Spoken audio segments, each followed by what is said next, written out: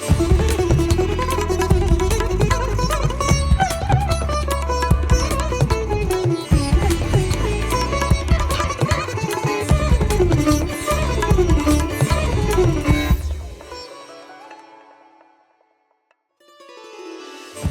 श्री साई राम। साई प्रेम वाणी के हमारे आज के प्रसारण में आप सबका हार्दिक स्वागत है। आज हम आप सबके लिए लेकर आए हैं सुमधुर कार्यक्रमों की मनमोहक कड़ी। आज के प्रसारण में आप अवतार वाणी के अंतर्गत श्री भगवान द्वारा दिए गए एक दिव्य संदेश का एक भाग सुनेंगे। तो चलिए कार्यक्रम का शुभारंभ करते हैं।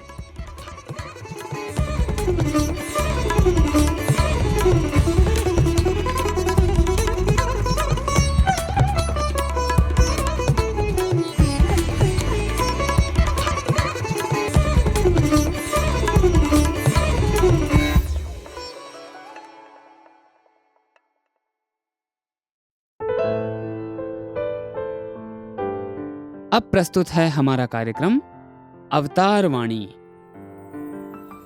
भगवान बाबा द्वारा सन 1984 को श्रीमद् भगवत गीता पर दिए गए दिव्य संभाषण का एक भाग आज हम प्रस्तुत करने जा रहे हैं।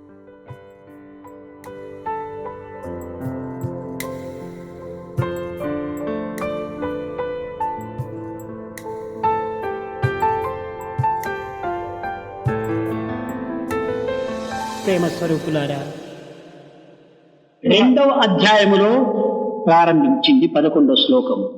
అంతవరకు ఓపిక పట్టుకున్నాడు కృష్ణుడు. అయ్యా, నీ సరుకు ఇంకా అయిపోయిందా అని ప్రశ్నించాడు. ఉన్న సరుకంతా తలలో నింపుకునేదంతా కూడాను పిల్లల ఎగ్జామినేషన్ హాల్లో పోయి పేపర్లో చూసినట్టుగా ఎంటీ హెడ్ అయిపోయింది అర్జునుకి. అప్పుడు ప్రారంభించాడు కృష్ణుడు. నీ ఎందుకు కార్పణ్య దోషము ప్రవేశించింది, దీనికి తగినటువంటి వైద్యం చేస్తానని తాను పూనుకున్నాడు. उन्होंने दूसरे अध्याय के 11वें श्लोक में आरंभ किया। तब तक श्री कृष्ण ने संयम बरता। श्री कृष्ण ने पूछा, क्यों जी, तुम्हारा माल समाप्त हो गया?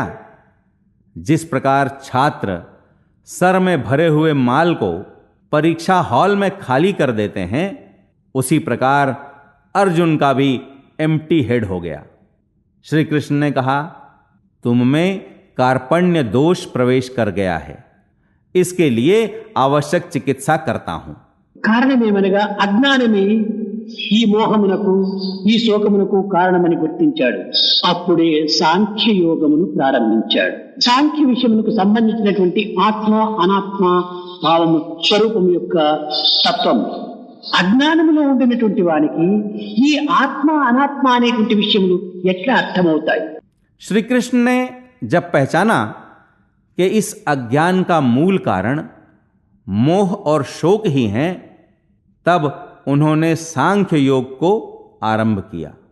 सांख्य योग आत्मा और अनात्मा से संबंधित तत्वों से युक्त है। अज्ञान में पड़े व्यक्ति को ये आत्मा अनात्मा कैसे समझ में आएंगे? దీనికి ఒక చక్కని ఉదాహరణ, రోగంతో ప్రమాదమైనటువంటి స్థితిలో ఉండినటువంటి వానికి డాక్టర్ మొట్టమొదట ఆ ప్రమాదమును తప్పించేటువంటి మెడిసిన్స్ ఇవ్వాలి. తదుపరి తగినటువంటి ఉపచారములు చేయాలి. మొదలు ప్రమాదము ఉంచుకొని పోతుంటే ఉపచారాలు చేస్తూ కూర్చుంటే ఈ ప్రమాదము తప్పదు. కనుక మొట్టమొదట ప్రమాదమును కొంతవరకు నువ్వు చల్లార్చి తదుపరి ఉపచారములో ప్రారంభించాలి. इसके लिए एक सुंदर उदाहरण, रोग से पीड़ित और खतरे में पड़े व्यक्ति को डॉक्टर द्वारा सबसे पहले उस खतरे से बचाने के मेडिसिन्स देने चाहिए। इसके बाद आवश्यक उपचार करना चाहिए। जब संकट हमें डुबो रहा हो तभी उपचार करने से खतरा तो टलेगा नहीं। अतः पहले खतरे से बचाकर बाद में उपचार करना चाहिए। మునిగిపోయేటువంటి వాడిని ముందును లేవదీసి తదుపరి కొన్ని ఉపచారములు చేయాలి. వాడు మునిగిపోతుంటే వాడికి ఉపచారాలు చేయడానికి పోతుంటే మునిగి చచ్చిపోతాడు. అదే విధంగానే అర్జునుడు శోకమోహములో మునిగిపోతున్నాడు. కనుక మొదలు శోకమోహములకు తగినటువంటి ట్రీట్మెంట్ చేయాలి. ఆ బలహీనతలో ఉండినటువంటి వాడికి ధైర్య సాహసం అనేటువంటి చక్కని స్ట్రాంగ్ ఇంజెక్షన్స్ ఇచ్చాడు కృష్ణుడు. डूबने वाले को पहले निकालकर तत्पश्चात उपचार करने चाहिए। डूबने वाले को वहीं उपचार आरंभ करें तो वह डूबकर मर जाएगा। इसी प्रकार अर्जुन अब शोक और मोह में डूबे जा रहे हैं, अतः पहले शोक और मोह के लिए आवश्यक ट्रीटमेंट करना चाहिए। वैसी दुर्बलता में पड़े अर्जुन को श्री कृष्ण ने धैर्य और साहस के स्ट्रांग इंजेक्शंस दिए। ఈ ధైర్య సాహసములను అందించే నిమిత్తమై ఈ ఆత్మ అనాత్మ యొక్క విషయాన్ని బోధించడానికి ప్రారంభించాడు. అర్జున, భయభ్రాంతులతో మనం ఎట్టి చిన్న కార్యములు కూడా సాధించలేము. కనుక నీవు ధైర్యంతో నిల్చాలి. ఏ విధమైనటువంటి భయానికి అవకాశం కాకుండా చూసుకోవాలి. Be fearless. ఈ విధముగా నువ్వు ఉండినప్పుడే నీతో ఎంత కార్యములను కూడా నేను సాధిస్తాను. इस धैर्य और साहस का उपदेश देने के लिए श्री कृष्ण ने आत्मा और अनात्मा का उपदेश आरंभ किया। हे अर्जुन, भय और भ्रांति के कारण हम कोई छोटा सा कार्य भी नहीं कर सकते हैं, अतः तुम्हें सधैर्य रहना चाहिए। किसी भी प्रकार के भय को अवसर नहीं देना चाहिए। Be fearless. यदि तुम ऐसे रहोगे तो तुमसे कार्य जैसे भी क्यों न हो मैं कराऊंगा। కృష్ణుడు ఆ సమయం నందు కూడా నవ్వుతూనే ఉంటున్నాడు. అర్జునుడు ఏడుస్తూనే ఉన్నాడు. నవ్వేవాడు నారాయణుడు, ఏడ్చేవాడు నరుడు అని. ఏడ్చేవాడు అజ్ఞాని, నవ్వేవాడు జ్ఞాని. ఈ జ్ఞానాజ్ఞానములు అనేటువంటిది ఇక్కడనే ఉంటుండాలి, కనిపిస్తూనే ఉంటుండాలి. ఆత్మ అనాత్మ యొక్క విభాగంలో కృష్ణుడు ఆత్మ, ఇంకా अर्जुन अनात्मा। उस समय भी श्री कृष्ण मुस्कुराते रहे और अर्जुन रोते ही रहे। इसीलिए कहा गया कि मुस्कुराने वाला नारायण है तो रोने वाला नर है। रोने वाला अज्ञानी है तो मुस्कुराने वाला ज्ञानी है। इस ज्ञान और अज्ञान में ही आत्मा और अनात्मा के विभाग दीख पड़ते हैं। श्री कृष्ण आत्मा है और अर्जुन అనాత్మ. నీది నాది సంబంధించినటువంటి విషయాన్ని నీకు బోధిస్తానన్నాడు. నేను నీవు కావాలా, నేను కావాలా? నేను నీవు కావాలనుకుంటే నేను ఒక దౌర్బల్యుడు కావాలి. నాకు ఇట్టి దౌర్బల్యం నాలో ఏమాత్రం కూడా ప్రవేశించదు. నీకు నీవు నేను కావాలని ఆశిస్తున్నావా? నన్ను ఫాలో చేయి. అప్పుడే కరిష్యే వచనం తవా అన్నాడు అర్జునుడు. స్వామి, మీ ఆజ్ఞ ప్రకారం నేను నడుచుకుంటానన్నాడు.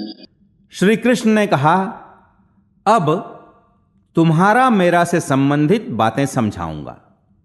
मेरा तुम होना चाहते हो या तुम्हारा मैं होना चाहते हो? यदि मेरा तुम होना है तो मुझे भी दुर्बल होना चाहिए, परंतु मुझ में ऐसी दुर्बलता कदापि प्रवेश नहीं कर सकती है। यदि तुम्हारा मैं होना चाहते हो तो मेरा अनुसरण करो। तब अर्जुन ने कहा, करिष्ये वचनम तव। स्वामी, आपकी आज्ञा का पालन करूंगा।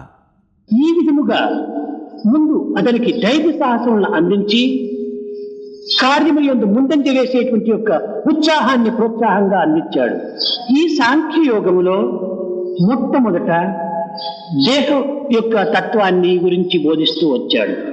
అర్జున, నీవు చూచినటువంటి వారందరూ నీ బంధువులని, నీ మిత్రులని నీవు భావిస్తున్నావు.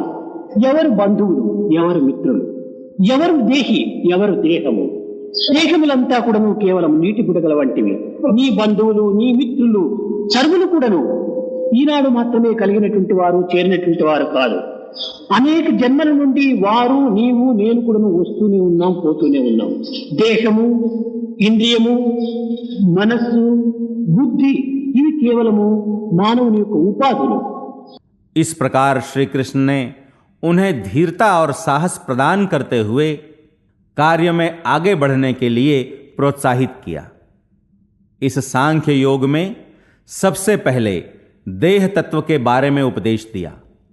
हे अर्जुन, तुम जिन सभी को देखकर अपने बंधु और मित्र मान रहे हो, परंतु कौन बंधु है, कौन मित्र है, कौन देह है, कौन देही है, सभी देह पानी के बुलबुलों के समान हैं। तुम्हारे बंधु, तुम्हारे मित्र मात्र आज के नहीं हैं, अनेक जन्मों से वे, तुम और मैं आ रहे हैं और जा रहे हैं। देह, इंद्रिय, मन, बुद्धि ये मानव की उपाधियां मात्र हैं। ఇవి ఉపాధులు అనగా మనము ధరించినటువంటివి వస్త్రములు వంటివి. ఇవి జడములైనటువంటివి. ఈ జడములైనటువంటి దానికోసము సంబంధ బాంధవ్యమును నీవు అభివృద్ధి పరచుకొని ఈ శోకమోహమునకు గురి కావద్దు. నీ కర్తవ్యాన్ని నీవు నిర్వర్తించు. నీ బంధువులకు, నీ మిత్రులకు తగినటువంటి గౌరవ మర్యాదలు నువ్వు చేయవచ్చు. అయితే ఈ యుద్ధ భూమిలో వాయు వరుసలకు ఏమాత్రం కూడా సంబంధం ఉండదు. ఒకరు ఎదురు పార్టీ, రెండవది వారిని ఎదిరించేటువంటి పార్టీ. ఇక్కడ రెండు లక్ష్యాలు మాత్రమే ఉంటుండాలి. కనుక ఈ విధమైనటువంటి యొక్క బంధుమిత్రుల యొక్క సంబంధం అనేటువంటిది ఈ యుద్ధ భూమిలో ఏమాత్రం కూడాను వాయువర్తులు అనటానికి పెండిండు కావు అని చెప్పాడు.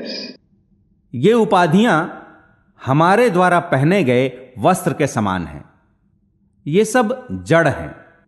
इन जड़ तत्वों के लिए संबंध और बंधुत्व को बढ़ाकर शोक और मोह के वशीभूत मत हो।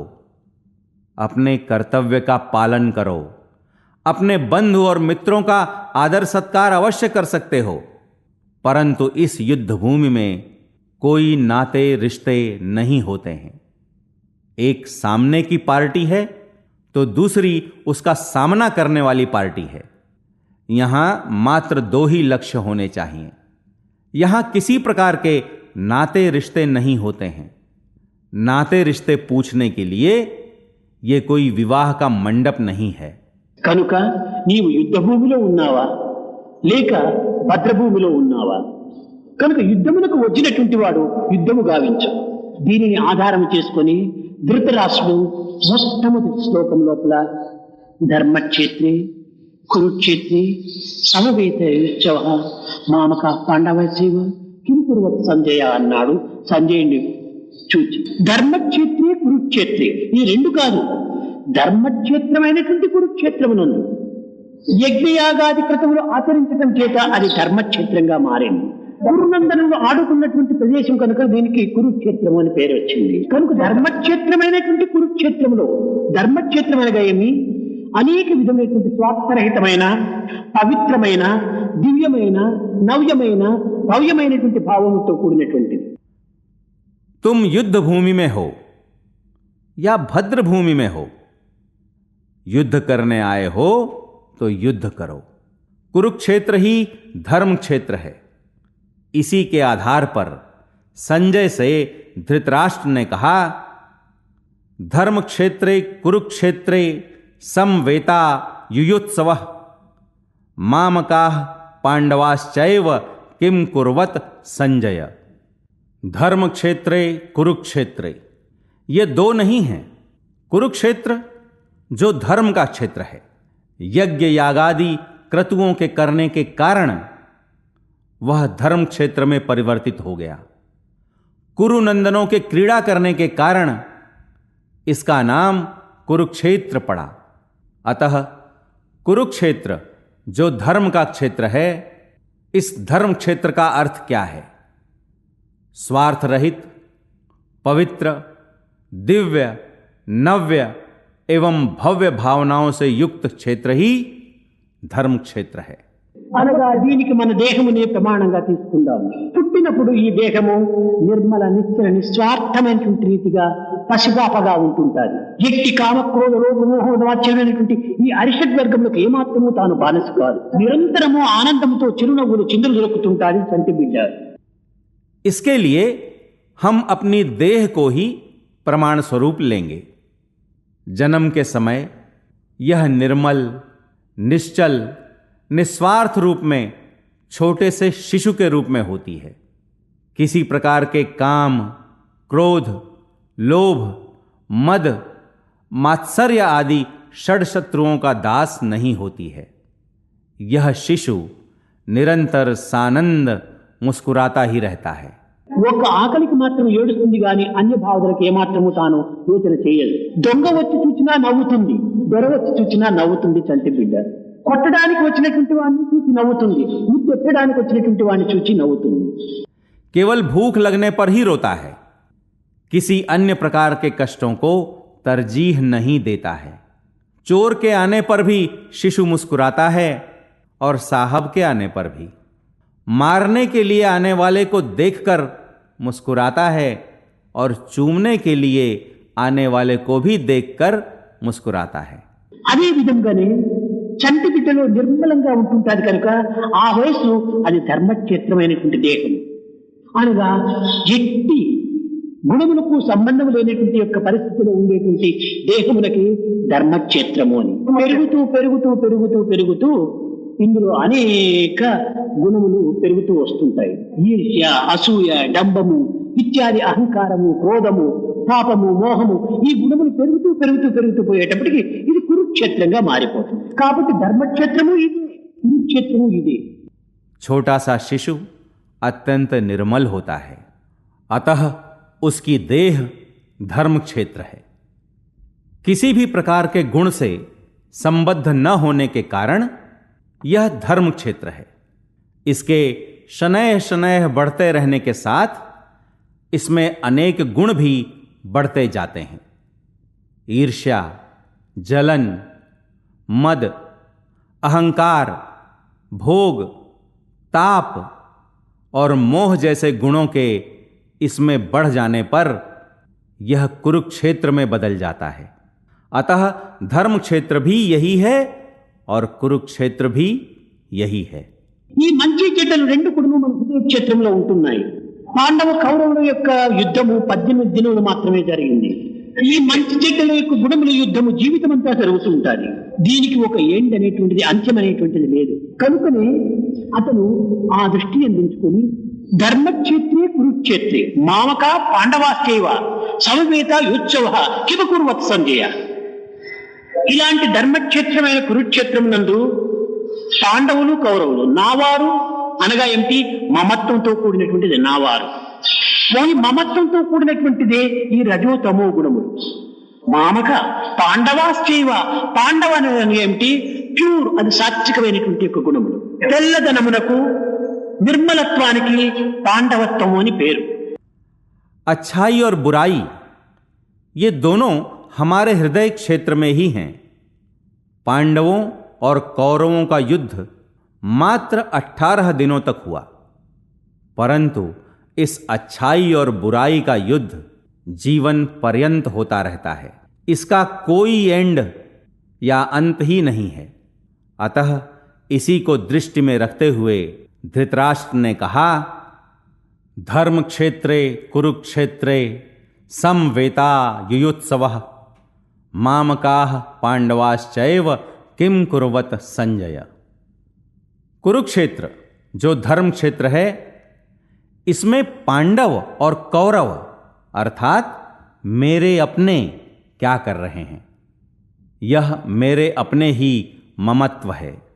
यह ममत्व रजस्तमो गुण युक्त है. मामकाः पांडवाश्चैव, पांडव का अर्थ क्या है? प्योर अर्थात सात्विक गुण है. धवलता और निर्मलता का अन्य नाम ही पांडवत्व है. ఎవరికైనా తెల్ల జబ్బు వచ్చిందంటే పాండు రోగం ఉంటారు. పాండు అనగా ఏమిటి? తెల్ల జబ్బు అని, తెల్లగా ఉండేటువంటిది. పాండురాజుకు అదే జబ్బు, అతని పేరు కూడాను పాండు. కనుక అతని పుత్రులైనటువంటి వారు కాబట్టి ఇతను పరిశుద్ధమైనటువంటి యొక్క వారు పాండవులు అనగా దీని యొక్క అంతరార్థం ఏమిటి?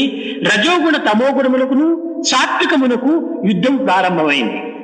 किसी को चरक का रोग हो जाता है तो कहते हैं कि पांडु रोग हो गया है. पांडु का अर्थ ही चरक रोग है जो सफेद होता है. पांडुराज को भी यही रोग था. उनका नाम भी पांडु ही था. उनके पुत्र जो विशुद्ध थे पांडव कहलाए. इसका तात्पर्य क्या है? रज, तम और सात्विक गुणों में युद्ध आरंभ हुआ. ఈ ఇరువురు చేరి కిమకుర్వత్ సంజయ, ఏం చేస్తున్నారప్పా అని అడిగాడు. ఏమైనా అర్థం ఉందా? యుద్ధం చేయడానికి పోయినటువంటి వాళ్ళు అక్కడ ఫుట్బాల్ ఆడుతా కూర్చుంటారా? యుద్ధమే చేస్తారు. ఈ ధృతరాష్ట్రుడు ఈ ప్రశ్న అడగటంలో ఒక అంతరార్థం ఉంటుండాలి. ఏమిటనగా అది ధర్మక్షేత్రం. నా కుమారుడు దుష్టులు దుర్మార్గులే. అయితే ఆ ధర్మక్షేత్రంలో ప్రవేశించేటప్పటికి వీరికి ఏమైనా మానసిక పరివర్తన కలిగి ఉండవచ్చు. ఈ పరివర్తన జరగటం లేచేట ఒక కాంప్రమైజ్, ఒక రాజీకి ఏమైనా కుదిరినారో ఏమో అనేటువంటి ఉద్దేశంతో అట్లా అడిగాడు. ये दोनों मिलकर किम कुर्वत संजय, धृतराष्ट्र ने पूछा, क्या कर रहे हैं? ऐसा पूछने में क्या कोई मतलब है? युद्ध करने के लिए गए लोग युद्ध ही करेंगे, फुटबॉल तो नहीं खेलेंगे। धृतराष्ट्र के इस प्रश्न पूछने में एक आंतरिक अर्थ है, वह धर्म क्षेत्र है। मेरे पुत्र दुष्ट और बुरे मार्ग पर चलने वाले हैं, परंतु उस धर्म क्षेत्र में प्रवेश करते ही शायद उनमें मानसिक परिवर्तन घटित हुआ होगा। इस परिवर्तन से शायद वे किसी कंप्रोमाइज या किसी सहमति पर पहुंचे होंगे। ऐसा विचार करके धृतराष्ट्र ने यह प्रश्न किया। मधुर मधुर मुरली घनश्याम, मधुर मुरली घनश्याम, मधुर मधुर मुरली घनश्याम,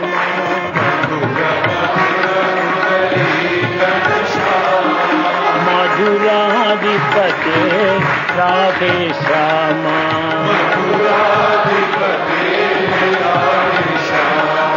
मधुराधिपते राधे श्यामा,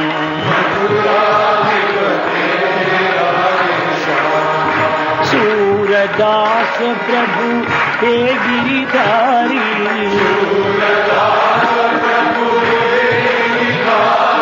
सूरदास प्रभु हे गिरिधारी,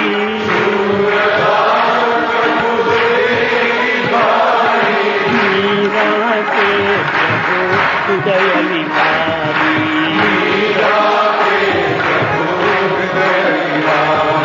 मीरा के प्रभु उदय विहारी,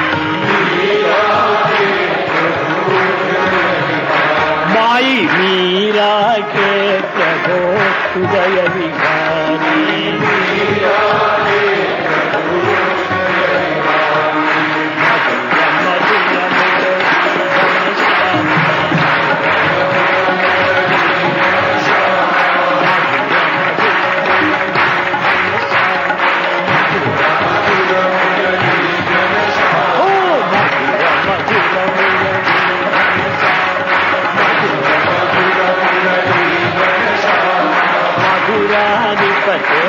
राधे श्यामा,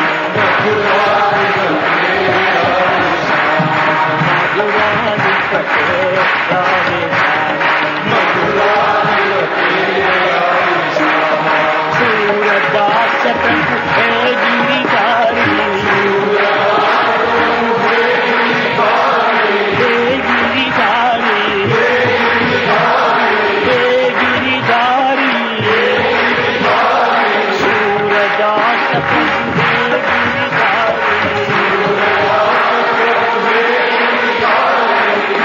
मीरा के प्रभु उदय विहारी, मीरा के प्रभु उदय विहारी, मधुर मधुर मुरली घनश्याम, मधुराधिपते राधे श्यामा, मधुराधिपते राधे श्यामा, राधे श्यामा। गोविंद हरे गोपाल हरे, हे गोपी गोपबाला,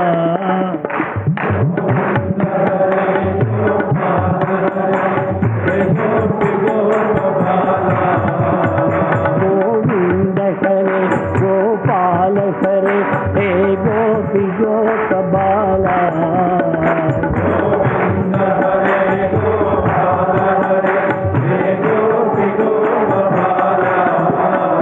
गोविंद हरे गोपाल हरे, हे मुरली गान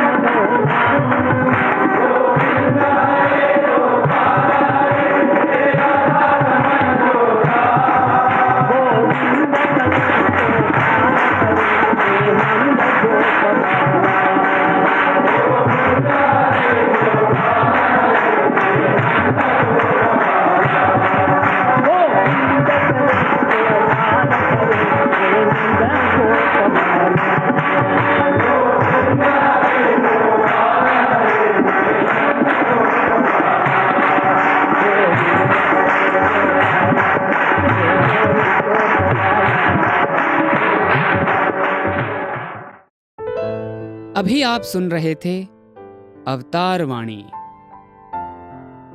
आज आपने भगवान बाबा द्वारा सन 1984 में श्रीमद् भगवद गीता पर दिए गए दिव्य संभाषण का एक भाग सुना।